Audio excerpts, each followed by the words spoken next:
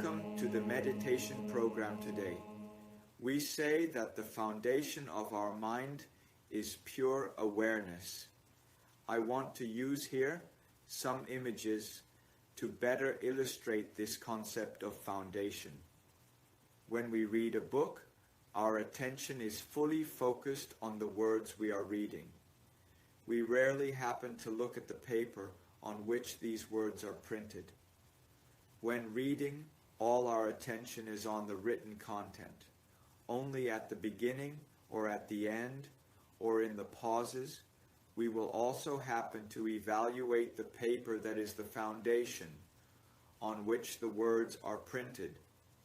We experience a similar situation when we listen to our inner dialogue, which manifests itself in a continuous flow of words from early morning to late evening.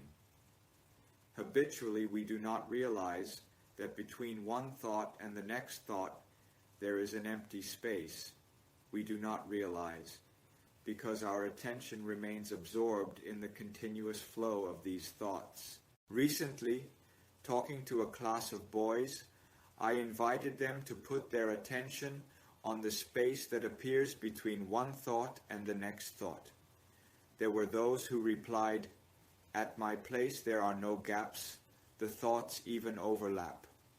I invited them to put their attention to their thoughts with their eyes closed and to try to perceive the fine acoustic level of these thoughts, which manifest gently and effortlessly. With attention, it is possible to perceive their sound and acoustic aspect. We can check the tone of voice and the characteristics of speech. To do this, we need to immerse ourselves deeply in silence and observe with fine attention the manifestation of thoughts.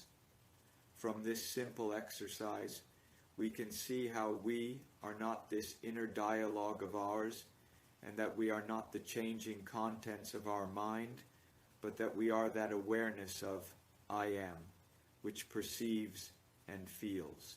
In this attention, directed to the flow of words and thoughts, we can then perceive how between each thought and the next thought there is an empty space. I pointed out to these guys that if I ask them the question, "Are you aware?" then the pause, the empty space, widens. If I ask them the question, "Where is your next thought coming from?" or "What is your next thought going to be?" or "Present yet another thought." In all these cases, the pause, the empty space, will be enlarged. The main goal of this exercise is to realize how even in the empty space between two thoughts, there is still always the awareness of I am. Only this I am is not manifested as a word, but as a constant and fundamental awareness of existing as I. This fundamental awareness of I am exists even when we are completely immersed in thoughts.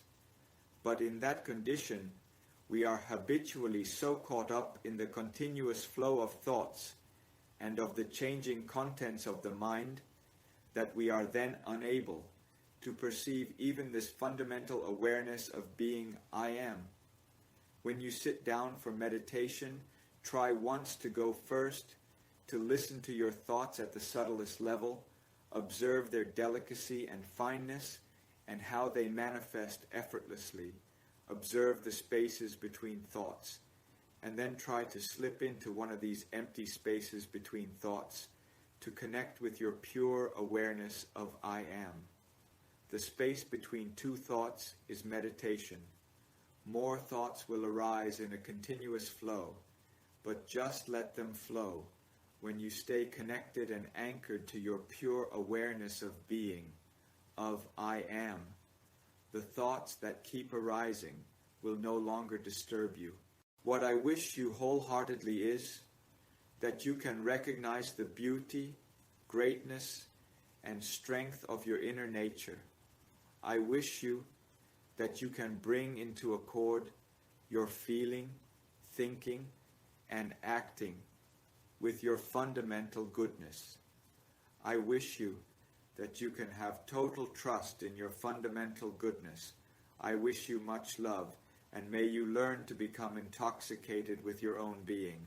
I wish you that you can be happy without any reason.